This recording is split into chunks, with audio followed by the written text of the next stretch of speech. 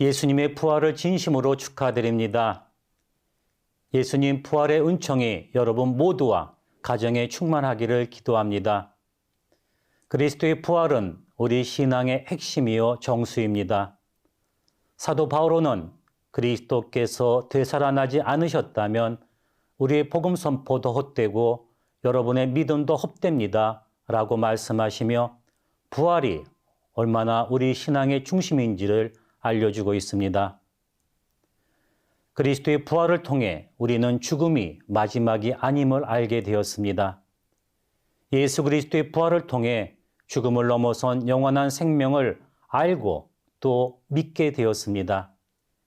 예, 그리스도의 부활을 믿는 이들은 그리스도께서 아버지의 영광을 통하여 죽은 이들 가운데서 되살아나신 것처럼 우리도 새로운 삶을 살아가게 되었음을 믿고 고백합니다. 이처럼 그리스도의 부활은 우리에게 죽음은 끝이 아니라 오히려 새로운 삶, 영원한 생명으로 나갈 수 있다는 희망과 죽음을 두려워하지 않는 용기를 줍니다. 그러기에 부활을 믿는 우리 신앙인은 늘 희망과 용기를 잃지 않는 사람들입니다.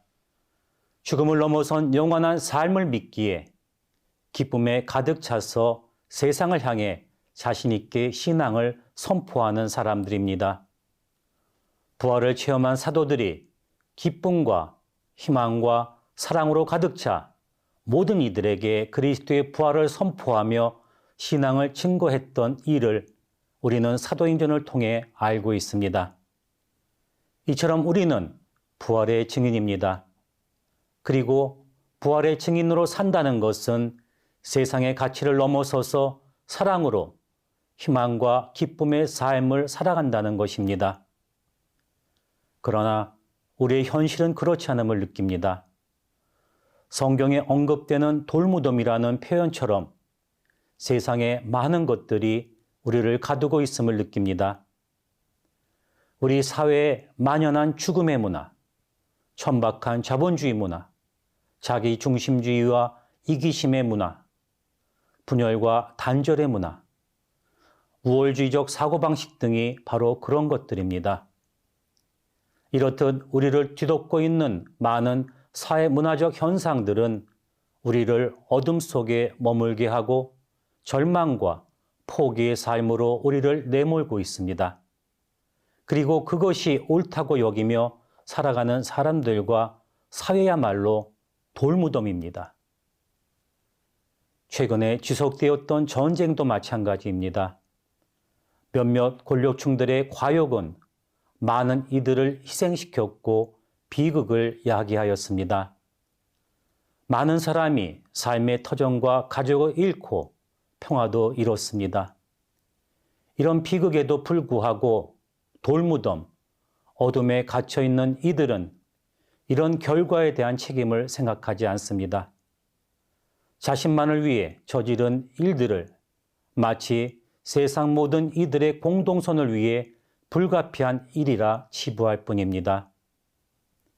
이처럼 스스로 돌무덤에 갇혀 있는 것은 비극적인 일입니다.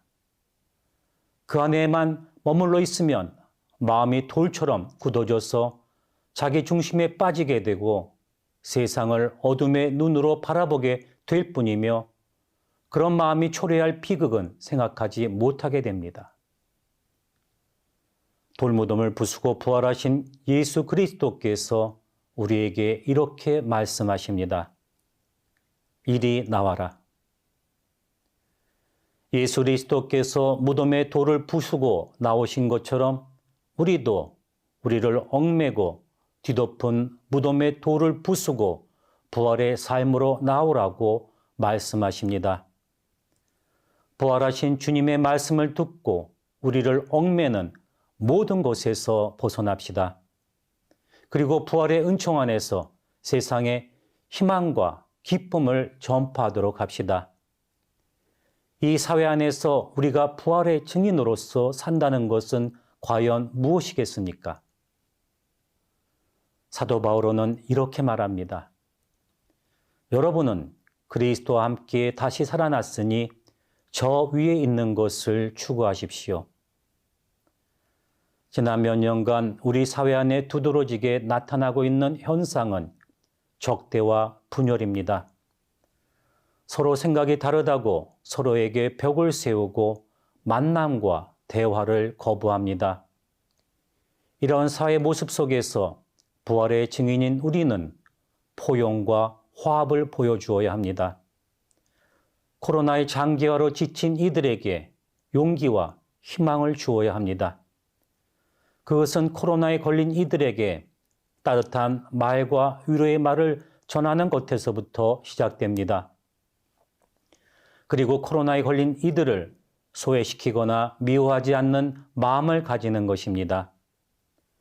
또한 코로나의 장기화 때문에 경제적으로 어려워하는 이들, 그리고 소외되고 있는 많은 이들을 기억하고 그들을 위해 기도해야 합니다. 코로나로 인해 단절되었던 사람과의 관계성 회복도 생각해야 합니다.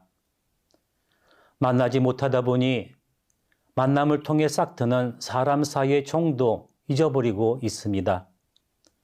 단절보다는 만남과 대화를 위해 노력하는 신앙인이 되어야 합니다.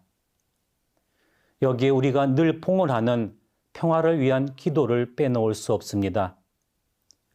전쟁의 상흔이 가시지 않은 곳, 전쟁의 위협 속에 있는 전 세계에 평화가 이루어지기를 기도해야 합니다. 그리고 하느님이 주신 환경을 위해 노력하는 모든 활동도 부활의 증인으로 살아가는 우리가 해야 할 일입니다. 이는 미래를 살아갈 세대에 희망을 주는 용기 있는 행동입니다. 이 밖에도 부활의 증인으로 세상에 희망과 용기를 줄 수 있는 많은 것들이 있습니다. 그 모든 것은 우리가 그리스도와 함께 다시 살아났다는 굳건한 믿음에서 나오는 것들입니다. 여러분 모두가 우리를 얽매는 모든 것에서 벗어나 주님의 부활과 함께 새롭고 희망찬 세상을 위한 부활의 증인이 되기를 기도합니다. 예수 그리스도 부활하셨도다. 할렐루야, 할렐루야.